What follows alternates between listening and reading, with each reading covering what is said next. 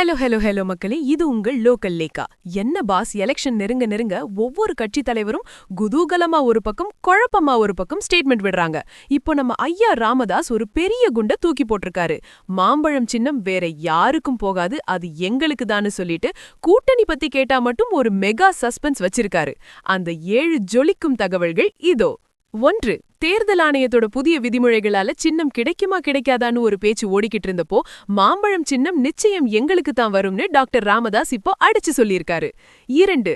2026 தேர்தல்ல PMKயோட வியூகம் என்னன்னு பத்திரிகையாளர்கள் கேட்டப்போ, சரியான நேரத்துல சரியான முடிவை அறிவிப்போம்னு ஒரு சஸ்பென்ஸ் ஸ்கெட்ச் போட்டிருக்காரு ஐயா. 3.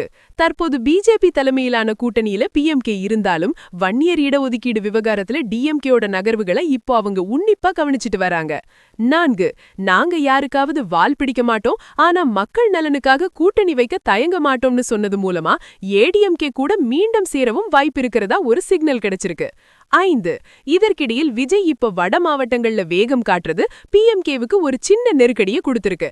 அதனாலதான் சின்னம் விஷயத்துல இவ்வளவு உறுதியா இருக்காங்க. 6.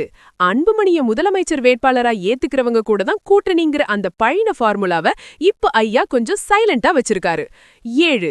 தற்போதைய நிலவரப்படி PMK தனித்து போட்டியிடவும் தயார், அதே சமயம் அதிக சீட் கொடுக்கிற ADMK அல்லது DMK பக்கம் சாயவும் வாய்ப்பு இருக்குங்கிறது தான் அந்த அட்டாமிக் உண்மை.